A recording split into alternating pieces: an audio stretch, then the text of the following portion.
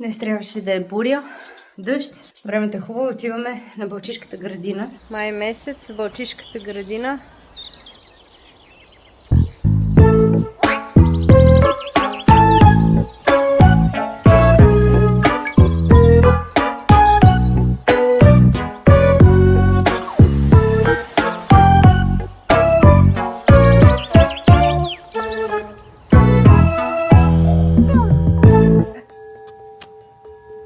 А я виж, там има една лодка. Която е потънала. Потънала била. Кое е потънала, мамо? Видяхме един умрял делфин и сега искаше потънала лодка да видим. Тук в тази градина се правят сватби. Параклис Стела Марис. Малки църкви, добре обяснява се какво значи Параклис, ако не знаете. Построява Стела Марис през 32 за молитва единение и за свой мемориал. Вау! Кралица Мария изгражда чешма с постоянно течаща вода. На нея има берелев на Богородица Одигитрия, пътеводителка, която показва пътя към небето. Самият път е Христос. Вау! Дип! Дясно вход на Параклиса върху камения зид към морето е мястото за камбаната на Параклиса. Колоритно фреско над входа на Параклиса е Богородица Оранта, молеща се, очакваща Бога. Кралица Мария умира вечерта на 18 юли 1938 година в Синая, Румъния. Сърцето на кралицата по нейна специална заръка е поставена в ковчеже с герба на Румъния, за да се върне в градините в Балчик. Пред вратите на Параклиса денонощно пазели часовои. А сега никой не пази. Тези делвито, които са наредени, полагам, че използват за събиране на вода, не само за украса. А може би не. Има смокини, брашляни, високи дървета. Стигаме до една друга чешмичка. Ето, това местенце. Няма да ви чета пак. Дословно това е Аязмото. Много добре. Малката постройка на Аязмото е съществува тук още преди да бъде изграден дворцовия комплекс. Според народните вярвания, водата му е лековита, пречиства мислите и прогонва умората. Добре. Това е. Задоволяваме се с това. Казва се Аязмото. С риск от разстройство и да си изпуснем фотоапарата, ще пиеме от Аязмото и ще очакваме резултата до 24 часа. Аз съм малко болна, така че може и да се изцеля. Ето ни са Аязмото. Детето ми изчезна някъде с бабите си. Тук имаме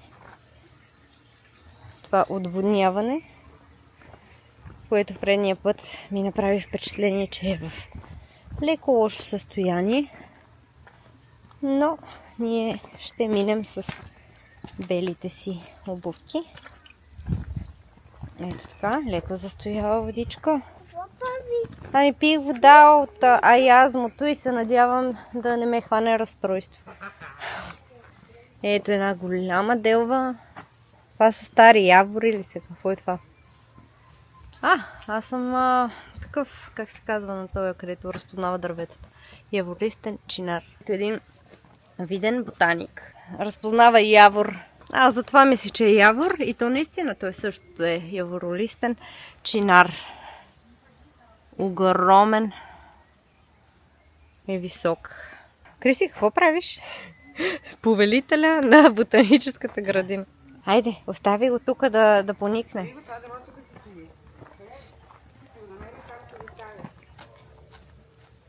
Остави го тук. Не може да го носим по стълбите нагоре. При другото, добре. Хайде, мамо, подреди им тук за запас за зимата дървета. Хубаво ли мирише тази точно? Аз нищо не усещам. Виж там, вкусно. Вкусно? Не. Ето тази. Каква голяма. Я помириши нея.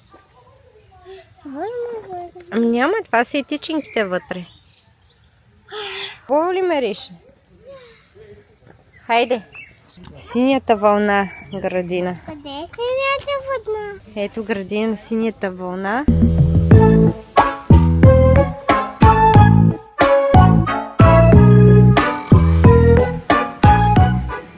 Ако с лечебната вода не е станало, набрах си една джанка. Да видим. Много хубаво. Така е с детето, се катериме по някакви странни маршрути. Малки остри такова, ще се изтепаш. Машинка. Да? Змия. Остави я змията, моля ти. Остави змията. Не, няма да взимаме змията. Тати го е страх от змии. Ма много го е страх от змии, тати. Страх го е. Чакай да... Виж. Ти харесваш змии. Ето. Едно магниче. Нямаш как.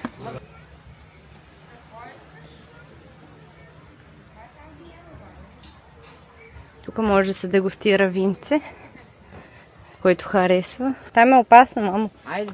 Тук ще се затаралянкате долу чак в градината. Аз искам и една земя. Вау! Еха, измухти ли баба си? Да. Хубава работа. И какво е сега с тази змия? Ще я пазиш ли? Правим вино с люта чушка. Има на кралицата, което е с сини сливи и маджун, пъпешва ракийка. Много интересни неща. Дори вино от чесън. От чесън. Много е вкусно, да. Едно вино с чесън. Това за първи път го чувам. Бутилирахме само 1200 бутилки, вече сме накрая. Уникално е тази година. Ай, имате и бадема. Имаме, да. Снимате да съхраняваме най-старите бутилки вино от 1878. Сега ще ви покажа 2 или 3 бели вина, да видим кое повече ще ви хареса. Като теруара е носка лякра, реколтата е 2020 година и това е стария български позабравен сорт тамянка. Става по-трудно за отглеждане. Препоръчваме го за миди риба и сиренца. Ей сега. То е много леко. Ето това е виното от смокини. Правим го от бялата смокиня, която се казва далмата. Заповядайте. Смокините е вино за парти. С него се шегуваме, че ако имаш 30, се връщаш на 18. И другото е това, което е посветено на кралицата. Казва се Миси. Кралицата, когато е била малка, се и казвали Миси от Мария. Това е сорта Димят с шираз 50 на 50. И това му казваме малкия хамелон, защото е от червено грозде, бяло вино. Сирата и е купажирана с димят.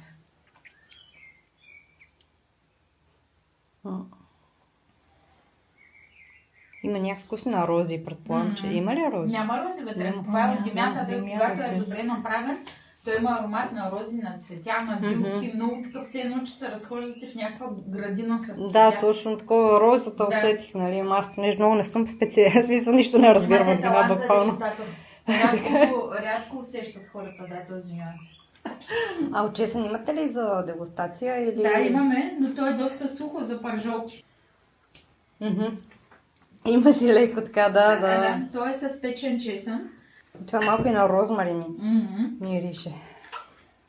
То е много особено, много билки, билков вкус има. Да, билков точно. Да, за месо, ако правите печено месо, печено сирене, гювечи, сърнички.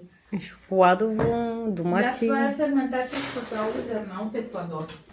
Картини има тук. Това е бил салона, където са се сервирали за тук обяд е и вечеря на залата принцесата. за дегустация. Да. Христо Петров, да, той за съжаление почина вече художник от Варна. Това е Чератмана. А на среща имате Бълчик от същия художник и моето е него. Добър вечер! Имате безплатна дегустация, която има 18, заповядайте. Ето, всички се уредиха. С змии, с вино. Какво правите вие? Ами, каза му да ме снима, обаче той си вкарва и Той не може. Стават едни много интересни снимки. Ето, любимите ми дървета, кипариси. Вижте с кипариси. Не мисля, сигурна съм, това са кипариси. Защо не си взех микрофона? Ето, Вики и един кипарис. Разбрахте ли, имам нюх за дегустатор. Да, камък. Хоп, хоп. Скачи. Браво! Хайде да видим както си те. И не ги пипай, защото много боцкат. Ти ги пробва вече? О, вау! Ще влизаме в терариума, който не е терариум. Но мирише се, едно вътре живеят тигрите, с които Криси говореше, че обитават в близките гори. Ето. Идилия. Гледайте, идилия. Ей, тук сега ще седнем и ще пинем малко кафенце от машина. Сега ще ви покажа от коя машина да си вземете кафе, като дойдете. В момента е края на май, както казах, може би 6 пъти. И няма живо пиле, може би защото е към 7 вечерта. По-добре идвите в тези сезони, ако е хубаво времето, няма да има навалица. Гледайте сега. очаквате, че всеки момент някъде ще изскочи лъв. И ви съветвам, каквото и да правите, да не бъркате тези чашки, защото аз преди 3-4 години, като един редовен посетител, реших, че трябва да бъркна в една такава чашка и ми се наборуха около 500 игли. Вие най-вероятно никога не бихте бъркнали в чашка на кактус. Това е логичното. Но как мириш? Влади, хайде стягай се и да ми направиш такова нещо. Чакам. С ягода и с подправки. И с ябълка. И виж марули. Магданос. Алабай. Обаче не ги яш. Не дей, това са на хората ягодки. Дайте. Какво е това? Не знам дали ще се хване. Ами може да се хване. Чакай, То да ниско ли е или е... Ами не знам колко голямо там някъде трябва да го има. Ето Я да така. попитам, това е храст, нали? Храст, да. И колко голямо е? Аз не видях къде сега. Ако искате...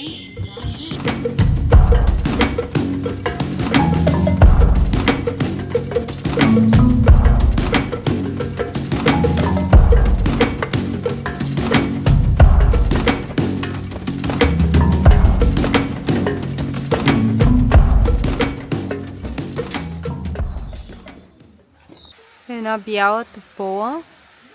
Хайде сега отиваме към Алпинеума. Та отиваме в Бамбуковата гора, край реката. Там има българското знаме. Малко в Япония ви доведохме. Тъмната Бамбукова гора. Голяма Алпинеум. С супер много дървета.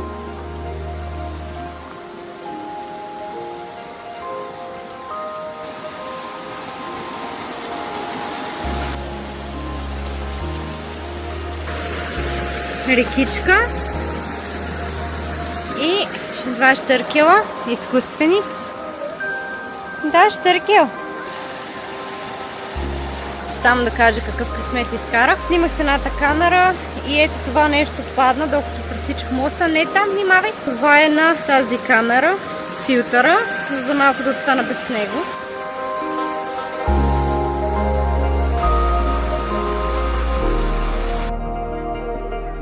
Ето го и гроба на Мария. Избираме си най-стръмните пътеки, защото сме ни приключенци.